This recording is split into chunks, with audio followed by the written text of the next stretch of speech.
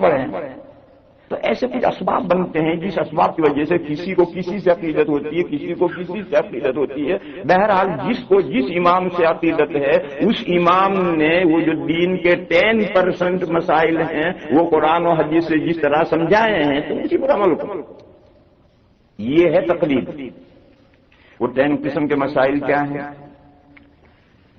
Number 1، نص فہمی میں جہاں اختلاف ہو گئے ہیں، نص فہمی کا اختلاف. نمبر 2، نصوص میں تعارض ہے تو ان کو کیسے سیٹ کیا جائے، سارٹ آؤٹ کیسے کیا جائے، اس میں اختلاف ہوئے ہیں. مختلف نصوص میں سارٹ آؤٹ کرنے میں اختلاف ہوئے ہیں. پہلا اختلاف نص فہمی میں اختلاف کہ قرآن کی اس آیت کا کیا مطلب. ابو حنیفہ کہتے ہیں یہ مطلب، امام شافعی کہتے ہیں یہ مطلب، دوسرا امام کہتا ہے یہ مطلب. عام طور پر 2 ہی اوپینین ہوں گے، 3 نہیں ہوں گے. کبھی کبھی 3 اوپینین بھی ہو جاتے ہیں کہ اس حدیث کا کیا مطلب، اس آیت کا کیا مطلب. ایک کہتا ہے یہ مطلب، دوسرا کہتا ہے یہ مطلب. 2 اوپینین ہوں گے اور بہت کم کہیں 3 اوپینین بھی ہو جاتے ہیں. باقی عام طور پر 3 اوپینین نہیں ہوتے، 2 ہی اوپینین ہوتے ہیں. ایک کہتے ہیں یہ، دوسرا کہتا ہے یہ. ایک آیت ہے اس کا کیا مطلب، ایک حدیث ہے اس کا کیا مطلب. دوسرا روایات میں تعارض ہے. ایک آیت کہتی یوں، دوسری آیت اس کے کہتی یوں، ایک حدیث کہتی یوں، دوسری حدیث کہتی یوں. ان کو سارٹ آؤٹ کیسے کیا جائے، ان میں کون پہلے کی، کون بعد کی، کون ناسخ، کون منسوخ، اس کے طے کرنے میں 2 اوپینین ہو جاتے، 3 اوپینین ہو جاتے. اور تیسری قسم کے وہ مسائل ہیں جو قرآن و حدیث میں اوپر کی سطح پر نہیں ہیں. سمندر کی اوپر کی سطح پر موتی ہوتے ہیں، موتی اوپر کی سطح پر نہیں ہوتے، اس کی تہ میں بیٹھے ہوئے. تو کچھ مسائل وہ ہیں جو قرآن اور حدیث کی اوپر کی سطح پر نہیں ہیں. ان مسائل کے لیے قرآن و حدیث میں ڈبکی لگانی پڑتی ہے اور تہ میں جانا پڑتا ہے اور تہ میں سے جا کر لانا پڑتا ہے حکم. اب یہ غواصی ہر مسلمان نہیں کر سکتا. ہر مسلمان سمندر میں غوطہ لگانے کا ہر آدمی تھوڑے غوطہ لگا سکتا ہے. اس کے جو ماہرین ہیں وہی غوطہ لگائیں گے. تو قرآن و حدیث میں غواصی کرنا، غوطہ لگا کر اس کی تہ میں جانا ماؤ شما کا کام نہیں ہے. وہ کچھ شخصیتیں اللہ نے پیدا کی ہیں جو قرآن و حدیث میں غوطہ لگا کر جاتی ہیں اور تہ میں سے ان نئے مسائل کے احکام لے آتے ہیں. اس کو کہتے ہیں استنباطی احکام. یہ 3 قسم کے مسائل ہیں جس میں فالو کرنا پڑتا ہے اور فالو کے علاوہ کوئی چارہ ہی نہیں. اب ایک مثال لے لو. ہر ایک قرآن کریم میں جہاں وضو غسل کا بیان ہے وہاں اللہ پاک کا یہ ارشاد ہے، او جاء احد منکم من الغائط او لامستم النساء، یا آیا تم میں سے کوئی نشیبی جگہ سے. پرانے دیہات، وہ دیہاتوں میں گاؤں سے باہر جو کھڈے نشیبی جگہ ہوتی ہیں وہی بڑا استنجا کرنے لوگ جاتے ہیں. تو قرآن اعلیٰ درجے کا فصیح کلام ہے. ایسی شرم کی باتیں دیکھو کتنے دور کے اشتہارے میں بیان کر رہا قرآن. او جاء احد منکم من الغائط، یا آیا تم میں سے ایک نشیبی جگہ سے. سیدھی سی زبان میں کہو کہ واش روم جا کر آئے. اس زمانے میں گھروں میں واش روم نہیں ہوتے تھے. لوگ جنگل میں، جب قرآن کی آیتیں اتر رہی تو مدینہ میں سب لوگ جنگل میں جائے تھے. حضور کی ازواج مطہرات بھی جنگل میں جاتے. تو قرآن نے کہا کہ وہاں نشیبی علاقہ گاؤں سے باہر جو کھڈے گڑے ہیں وہاں سے جا کر کوئی آیا. او لامستم النساء، یا تم نے عورتوں کو چھویا. اور تم نے اکیلا نہیں، تم نے عورتوں کو چھویا اور عورتوں نے تم کو چھویا. لامسا، یلا میں تو ملامسا، باب مفعلہ میں دونوں طرف سے عمل ہوتا ہے کہ تم نے عورتوں کو چھویا، عورتوں نے تمہیں چھویا. پھر پانی نہیں تو قرآن نے کہا کہ تیمم کرو. اب فقہا کا زمانہ آیا. پہلی جو آیت اس کا کیا مطلب ہے؟ نشیبی جگہ میں جا کر آیا. 3 اماموں نے کہا، 3 اماموں نے فرمایا کہ جو 2 راستے ہیں انسان کے آگے کا پیچھے کا، پیشاب اور پخانے کے 2 راستے ہیں، ان 2 راستوں سے کوئی بھی چیز نکلی تو وہ ضرور ڈوبے. کیونکہ نشیبی علاقے میں جب جا کر آتا ہے تو وہاں یا تو پیشاب نکلتا ہے یا پخانہ نکلتا ہے. واش روم میں جا کر آئے گا تو پیشاب نکلے گا یا پاخانہ نکلے گا. لہذا سبیلین سے کوئی بھی چیز نکلے، ہوا نکلے، پانی نکلے، خون نکلے، پیشاب نکلے، پاخانہ نکلے، وہ ضروری. امام ابو حنیفہ علیہ الرحمہ نے کہا کہ سبیلین کی کوئی خصوصیت نہیں ہے، انسان کے جسم میں سے ناپاک چیز نکلے، انسان کے جسم میں سے کوئی بھی ناپاک چیز نکلے وضو ٹوٹ گئے. پاک چیز نکلے وضو نہیں ٹوٹے گا. آنسو نکلے وضو نہیں ٹوٹے، کیوں؟ آنسو پاک ہے. پسینہ نکلا وضو نہیں ٹوٹے گا، پسینہ پاک ہے. لیکن جسم میں کہیں سے بھی خون نکلا، پیپ نکلا، وامٹ ہوئی منہ بھر کر، وضو ٹوٹ گئی. 3 اماموں نے کہا خون نکلنے سے، پیپ نکلنے سے، وامٹ ہونے سے وضو نہیں ٹوٹتی. اب جو 3 امام کہتے ہیں کہ صرف 2 راہوں سے جو کوئی چیز نکلے گی تو وضو ٹوٹے گی، ان 2 راہوں کے علاوہ پورے جسم میں سے خون، پیپ، وامٹ، نقصیر، وضو نہیں ٹوٹے گی. وہ بھی اس آیت سے کہتے ہیں. اور امام ابو حنیفہ علیہ الرحمہ فرماتے ہیں کہ 2 راستوں کی کوئی خصوصیت نہیں ہے، 2 راستوں سے جسم کے اندر سے باہر ناپاکی آتی ہے. لہذا پورے جسم میں سر سے پیر تک کہیں سے بھی جسم میں سے ناپاکی نکلے تو وضو ٹوٹ جائے. اب اختلاف ہو گیا کہ بدن میں سے سبیلین کے علاوہ خون نکلنے سے وضو ٹوٹے گی یا نہیں ٹوٹے گی، سبیلین کے علاوہ پیپ نکلنے سے وضو ٹوٹے گی یا نہیں ٹوٹے گی، نقصیر پھوٹے تو وضو ٹوٹے گی یا نہیں ٹوٹے گی، کہیں چاقو لگ گیا خون نکلے گا تو وضو ٹوٹے گی یا نہیں ٹوٹے گی. امام ابو حنیفہ فرماتے ٹوٹ جائے گی، 3 ائمہ کہتے نہیں ٹوٹے گی. اب یہ بھی اسی آیت سے کہتے ہیں اور یہ بھی اسی آیت سے کہتے ہیں. اب اس میں اور آپ کیا کریں گے؟ میں آپ یہ کریں گے، ہمیں جس سے عقیدت ہے اس نے جو اس آیت کا مطلب سمجھایا ہے اس پر ہم عمل کریں گے. اس کے علاوہ راستہ کیا ہے؟ پھر اگلا جملہ ہے او لامستم النساء. 3 امام کہتے ہیں کہ تم نے عورتوں کو چھویا اور عورتوں نے تم کو چھویا تو وضو ٹوٹ گئی. چنانچہ 3 اماموں کے یہاں اگر مرد باوضو ہے اور عورت کو چھوئے تو مرد کی وضو ٹوٹ گئی، عورت باوضو ہے اور اس نے مرد کو چھو لیا تو عورت کی وضو ٹوٹ گئی.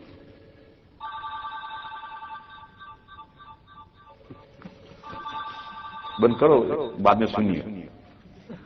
امام ابو حنیفہ علیہ الرحمہ فرماتے ہیں اس آیت کا یہ مطلب نہیں ہے. امام ابو حنیفہ علیہ الرحمہ فرماتے ہیں اس آیت کا یہ مطلب نہیں ہے. لامستم النساء کا مطلب یہ ہے کہ بیوی کے ساتھ مقاربت انٹرکورس ہوا اور وہ اینڈ تک پہنچ گیا. جب اینڈ تک انٹرکورس پہنچتا ہے تو مرد عورت کو پکڑتا ہے، عورت مرد کو پکڑتا ہے. وہ پکڑنا مراد ہے، یعنی غسل واجب ہوا. پہلے ٹکڑے کا مطلب یہ ہے کہ وضو ٹوٹ گئی، اور دوسرے مطلب کا مطلب یہ ہے کہ تم نے بیوی سے صحبت کی اور وہ صحبت اینڈ تک پہنچی. دونوں مرد عورت کو، عورت مرد کو پکڑتے ہیں آخر میں.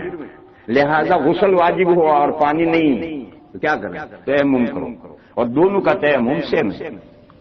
وضو ٹوٹ گئی ہے، تیمم کرنا اس کا تیمم کا طریقہ بھی وہی. غسل واجب ہوا ہے اور پانی نہیں ہے تو اس کا تیمم، اس کا طریقہ بھی سیم ہے. اب لامستم النساء کے سمجھنے میں اختلاف ہو گیا. چنانچہ 3 اماموں کے یہاں عورت مرد کو چھوئے، مرد عورت کو چھوئے تو وضو ٹوٹتی. امام ابو حنیفہ علیہ الرحمہ کے یہاں چھونے سے وضو نہیں ٹوٹتی، کیونکہ اس آیت میں وضو کا ذکر ہی نہیں ہے. اس آیت میں تو غسل واجب ہونے کا ذکر ہے. اب لامستم النساء سے امام ابو حنیفہ نے یہ مسئلہ نکالا، باقی 3 اماموں نے یہ نکالا. ہم کیا کریں؟ ہم یہی کریں گے جس کو جس سے عقیدت ہو، اس نے جو مطلب سمجھا ہے اس پر عمل کرو. اس کے علاوہ تو راستہ ہی کیا ہے؟ اور مثال حدیث میں اترو. حدیث شریف میں ہے امیر بلال ان یوتر الاقامت ان یشفع الاذان و یوتر الاقامت. حضرت بلال رضی اللہ تعالیٰ عنہ کو یہ حکم دیا کہ وہ اذان دوہری کہیں اور اقامہ اکہری کہیں. اذان دوہری کہیں، اقامہ اکہری کہیں. کیا مطلب؟ اذان دوہری کہیں، اقامہ اکہری کہیں.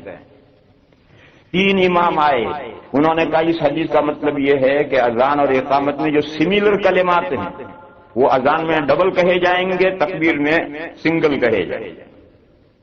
سملر کلمات اللہ اکبر 4 مرتبہ ہے، اشہد ان لا الہ الا اللہ 2 مرتبہ، اشہد ان محمد رسول اللہ 2 مرتبہ، حی علی الصلاۃ 2 مرتبہ، حی علی الفلاح 2 مرتبہ.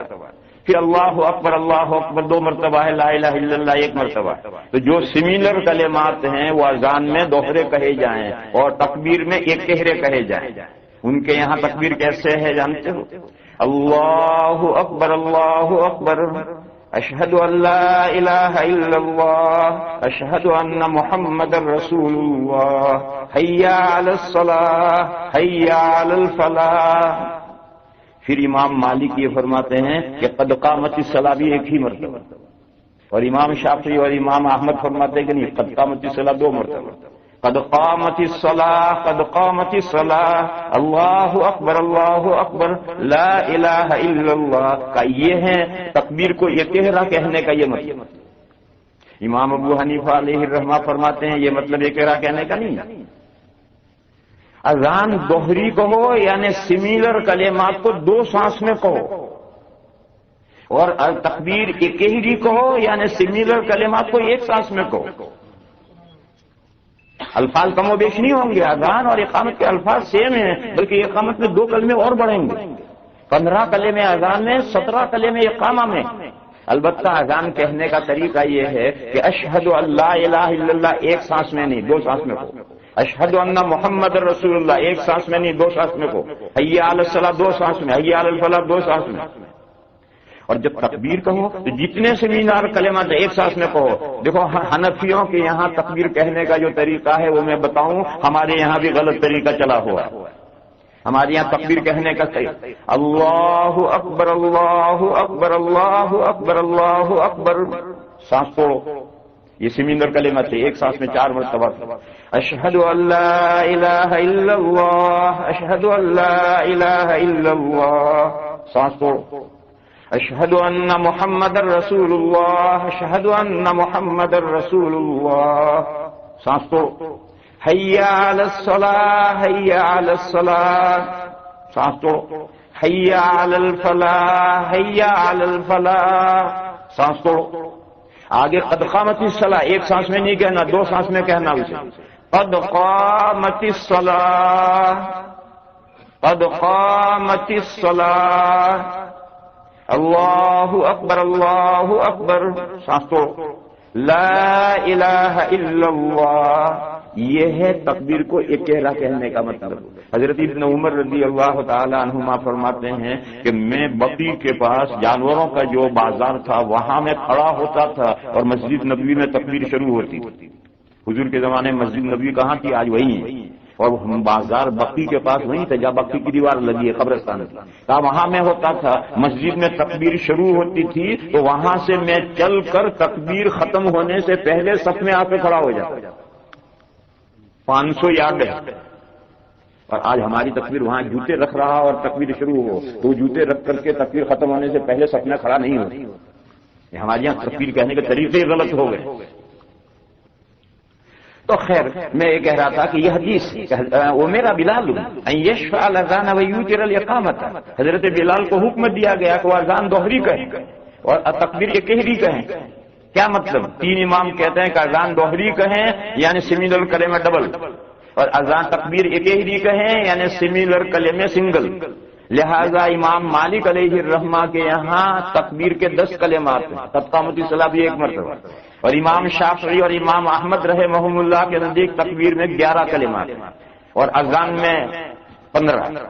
امام ابو حنیفہ فرماتے ہیں یہ 4 کلمات نہیں 100 ہے، کلمے دونوں میں سیم ہے کلمات، البتہ تکبیر کہنے کا طریقہ یہ الگ ہے۔ اذان دوہرا کہو یعنی سمیلر کلمے 2 سانس میں الگ الگ کہو، اور تکبیر میں سمیلر کلمے 1 سانس میں کہو۔ اب اس حدیث کا یہ مطلب کہہ رہے ہیں، اس حدیث کا یہ مطلب کہہ رہے ہیں، اب ہم کیا کریں؟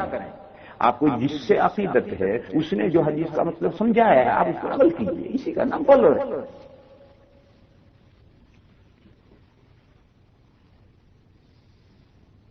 یہ مثالیں دے رہا ہوں میں نص فہمی کی مثال، کہ قرآن کی آیتیں سمجھنے میں اختلاف ہوا ہے، حدیثوں کے سمجھنے میں اختلاف ہوا ہے۔ اور ایک مثال دے دوں وہ بھی کام کی۔ حدیث شریف میں ہے صلاۃ اللیل مثنی مثنی فَإِذَا خِفْتَ الصُّبْحَ فَأَوْتِرْ بِرَكْعَةٍ، رات کی نماز صلاۃ اللیل یعنی تہجد کی نماز دو رکعتیں پڑھو۔ بس جب تمہیں یہ اندیشہ ہو کہ اب صبح ہونے والی، فَإِذَا خِفْتَ الصُّبْحَ فَأَوْتِرْ بِرَكْعَةٍ، کیا مطلب فَأَوْتِرْ بِرَكْعَةٍ؟ 3 امام آئے، انہوں نے کہا اس کا مطلب یہ ہے کہ تہجد 2 رکعت پر سلام پھیرو، پھر 2 پر سلام پھیرو، پھر 2 پر سلام پھیرو۔ جب تم دیکھو کہ صبح شادی ہونے والی ہے تو اونلی 1 رکعت وتر پڑھو لاحد۔ امام ابو حنیفہ کہتے ہیں اس حدیث کا یہ مطلب ہے ہی نہیں۔ امام ابو حنیفہ کہتے ہیں اس حدیث کا یہ مطلب ہے ہی نہیں۔ اس حدیث کا مطلب یہ ہے کہ رات کو تہجد پڑھو 2 پر سلام، 2 پر سلام، 2 پر سلام، 2 پر سلام۔ اب تمہیں اندیشہ ہوا کہ اب صبح ہونے والی ہے تو اب جو 2 پڑھو اس میں 2 پر سلام مت پھیرو، اس کے ساتھ ایک تیسری ملا کر کے 3 رکعتوں کو اوڈ بناؤ، طاق بناؤ۔ اب 2 پر سلام نہیں پھیرنا، اس کے ساتھ ایک تیسری ملانی ہے تو اوتر برکعت، 1 رکعت کے ذریعے نماز کو طاق بناؤ۔ امام ابو حنیفہ نے مطلب کیوں لیا؟ نسائی شریف میں نہایت اعلیٰ درجے کی صحیح سند سے حضرت عائشہ رضی اللہ تعالی عنہا کی روایت ہے کہ کان النبی صلی اللہ علیہ وسلم لا یسلم بین رکعتی الوتر، نبی پاک صلی اللہ تعالی علیہ وسلم وتر کی 2 رکعتوں پر سلام نہیں پھیرتے۔ اس حدیث کو اس کے ساتھ ملا کر کے امام ابو حنیفہ نے کہا اس کا یہ مطلب، وہ 3 امام کہتے ہیں یہ مطلب۔ اب ہم اور آپ کیا کریں گے؟ ہم یہی کہیں گے جس سے عقیدت ہے اس نے اس حدیث کا جو مطلب سمجھا ہے اس کا عمل کرو، اس کے علاوہ اور کیا راستہ ہے؟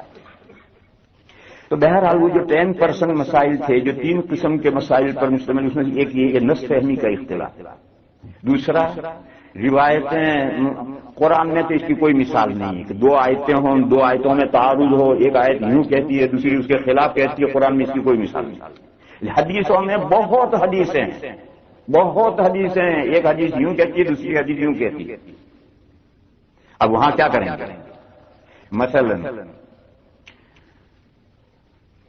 ایک حدیث کہتی ہے کہ نبی پاک صلی اللہ تعالی علیہ وسلم نماز میں جب قرات ختم کر کے رکوع میں جاتے تھے تو رفع یدین کر کے رکوع میں جاتے، پھر رکوع سے جب کھڑے ہوتے تھے تو رفع یدین کرتے۔ حدیث اعلیٰ درجے کی صحیح روایت۔ اس کے علاوہ بھی روایتیں ہیں، جیسے وہ تہجد کے بارے میں 8 رکعت اتنی مشہور روایت کر ڈالی کہ دوسری روایتوں کو لوگوں کو پتہ ہی نہیں رہا۔ ایسا ہی رفع یدین کے بارے میں یہی ایک روایت نہیں ہے، بہت روایتیں۔ یہ 2 جگہ پر رفع یدین، یہ تو اعلیٰ درجے کی صحیح روایت ہے۔ دوسری صحیح روایت یہ ہے کہ جب 2 رکعت پڑھ کر تیسری کے لیے حضور کھڑے ہوتے تھے تو کھڑے تیسری کے شروع میں رفع یدین کر کے ہاتھ باندھتے، یہ بھی اعلیٰ درجے کی صحیح روایت۔ یہ بھی روایت نسائی شریف میں صحیح سند سے روایت ہے کہ 2 سجدوں کے بیچ میں جب پہلے سجدے سے اٹھ کر بیٹھتے تھے تو 2 سجدوں کے بیچ میں بھی رفع یدین کرتے۔ نسائی شریف میں اعلیٰ درجے کی صحیح روایت سے سند حدیث ہے۔ اور یہ بھی حدیث ہے کہ نماز میں جہاں فی کل خفض و رفع، ہر اونچ نیچ میں حضور رفع یدین کرتے تھے، پوری نماز میں رفع یدین۔ اب یہ ساری حدیثیں، ایک دوسری طرف یہ حدیث ہے کہ نبی پاک صلی اللہ تعالی علیہ وسلم نماز میں کہیں بھی رفع یدین نہیں کرتے، صرف تکبیر تحریمہ میں رفع یدین کرتے تھے جو بارڈر پر ہے، نماز میں نہیں۔ یہ نقطہ سمجھو، تکبیر تحریمہ نماز کے اندر نہیں ہے، وہ بارڈر پر ہے، نماز سے باہر ہے یا اندر ہے یہ جگہ مت پڑھو، بارڈر پر۔ لہٰذا اور پھر اس تکبیر تحریمہ میں جو رفع یدین کریں گے، دیکھو میں نماز شروع کر رہا ہوں، اللہ اکبر بر، اب نماز شروع، تو یہ جو رفع یدین کر کے ہاتھ باندھا ہے تو سب نماز سے باہر ہے، بس نماز شروع ہوگی، اللہ اکبر تکبیر پوری ہوئی، نماز شروع ہوگی، اب کہیں رفع یدین۔ تو ایک طرف یہ روایت ہے کہ پوری نماز میں رفع یدین ہے ہی نہیں، صرف تکبیر تحریمہ میں رفع یدین ہے، وہ بھی بارڈر پر ہے اور نماز سے باہر ہے۔ اللہ شروع کرنے سے پہلے یہاں سے نہیں اٹھائیں گے، یوں ہاتھ اٹھاتے ہوئے کہیں اللہ اکبر بر، آپ پورا پہنچ گئے، اب نماز شروع ہوئی، اور یہ تو سب رفع یدین اور تکبیر سے بارڈر پہ چلا گیا۔ اب فقہا آئے، 2 اماموں نے یہ کہا، امام ابو حنیفہ اور امام مالک، 2 اماموں نے یہ کہا کہ پہلے نماز میں ہر جگہ رفع یدین تھا، ہر اونچ نیچ میں رفع یدین تھا، پھر آہستہ آہستہ کم ہوتے ہوتے ہوتے پوری نماز میں رفع یدین ختم۔ چنانچہ 2 بڑے اماموں کے نزدیک، امام ابو حنیفہ اور امام مالک رحمہم اللہ کے نزدیک صرف تکبیر تحریمہ میں رفع ہے اور کہیں نہیں۔ اور 2 اماموں نے یہ فرمایا کہ نہیں، پہلے رفع یدین نہیں تھا، بعد میں بڑھا۔ امام شافعی اور امام احمد رحمہم اللہ نے فرمایا کہ نماز میں پہلے رفع یدین نہیں ہوتا تھا، بعد میں بڑھا۔ تو انہوں نے کہا کہ رکوع میں جاتے بھی سنت ہے، رکوع سے اٹھتے بھی سنت ہے، اور تیسری رکعت کے شروع میں بھی سنت ہے، جبکہ امام شافعی علیہ الرحمہ نے اپنی کتاب العلوم میں بقلم خود لکھا ہے کہ صرف نماز میں 3 جگہ رفع یدین سنت ہے، تکبیر تحریمہ میں، رکوع میں جاتے اور رکوع سے اٹھتے، مگر شوافی نے تیسری رکعت کے شروع میں بھی بڑھایا کیونکہ اس کی حدیث ہے۔ تو اب یہ حدیثوں کو، یہ حدیث ہے اور یہ حدیث پہلے کی کون سی بات کی کون سی؟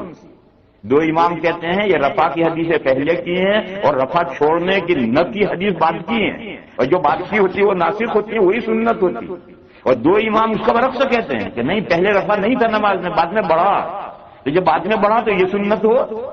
اب میں اور آپ کیا کریں؟ میں اور آپ یہی کریں گے، ہمیں جس سے عقیدت ہے، جو دو چھوٹے اماموں کے فالوور ہیں ان سے عقیدت ہے، انہوں نے جس طرح سے حدیثوں کو سارٹ آؤٹ کیا ہے وہ اس طرح عمل کریں گے۔ جن جو دو بڑے اماموں کے فالوورز ہیں ان کو ان سے عقیدت ہے، انہوں نے حدیثوں کو جس طرح سارٹ آؤٹ کر کے بتایا ہے اسی طرح وہ عمل کریں گے۔ اور تیسری قسم کے مسائل وہ ہیں جو قرآن کی ظاہری سطح پر نہیں ہیں، اس کے لیے ڈبکی لگانی، گہرائی میں جانا ہے۔ جیسے آج نئے مسئلے آتے ہیں، نئے مسئلے آتے ہیں، ایک مرد اور ایک عورت کا مادہ نطفہ ملایا اور ملا کر کے ایک ٹیوب کے اندر بھر دیا، پھر تلقیح کرنے کے بعد میں ایک وقت کے بعد میں کسی بھی عورت کے بچہ دانی میں وہ منتقل کر دیا، اور وہاں جنین بڑا ہو کر کے اس عورت کے پیٹ سے پیدا ہوا، بولو کیا کام ہے؟ یہ حرامی ہے، حلالی ہے؟ اس کا باپ کون ہے؟ اس کی ماں کون ہے؟ اس کو کس کی میراث پائے گا؟ اس کی میراث کون پائے گا؟ کہاں ہے قرآن و حدیث میں یہ مسئلے؟ یہ مسئلے اس کی قرآن و حدیث میں سے نکالیں گے اور ہم نکالیں گے، اور اس میں غوطہ لگا کر تہ میں جائیں گے اور اس کی تہ میں سے یہ مسئلے لائیں گے، اور انشاءاللہ اگلے سفر میں آئیں گے تو بیان کریں گے۔ وآخر دعوانا